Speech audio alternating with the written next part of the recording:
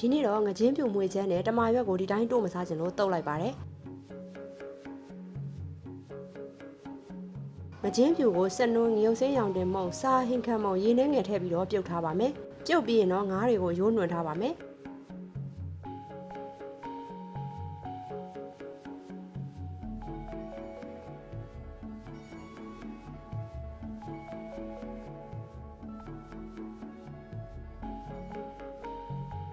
ကြက်သွန်ဖြူနီကိုစနွန်ခရမ်းညင်ဒီငရုတ်စင်းရောင်တင်မုံငပိထည့်ပြီးတော့စီးတက်ချက်ပါမယ်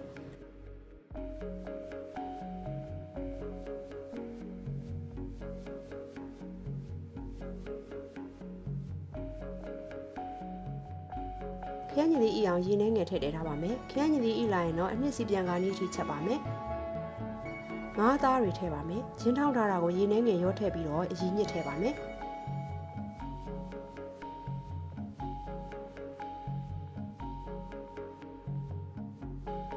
ငံပြာရီစားဟင်းခမ်းမောင်နှဲငယ်ထည့်ပါမယ်ဂျင်းနဲ့အတူထည့်ထားတဲ့ရေခမ်းပြီးတော့စီပြန်လာရင်တော့ရှက်နန်နန်နဲ့ငရုတ်သီးစိမ်းလေးထည့်ပြီးငကြင်းမွေချက်လေးချက်ပါပြီ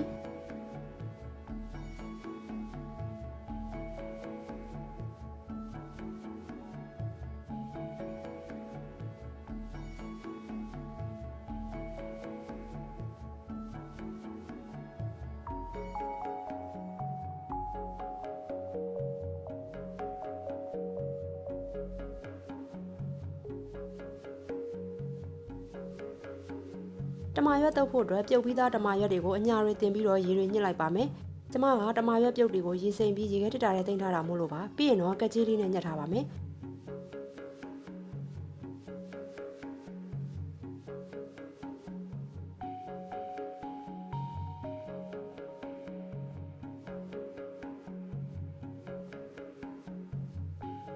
တက်သွန်ဒီပပလီစားဟင်းခမ်းမုံမြေပဲထောင်းနဲ့စီစိမ်းလေးနည်းနည်းဆန်းပြီးတော့တမအောင်နေပါမယ်။လဲပြီးရင်တော့တမာရွက်တုပ်လေးရပါပြီ။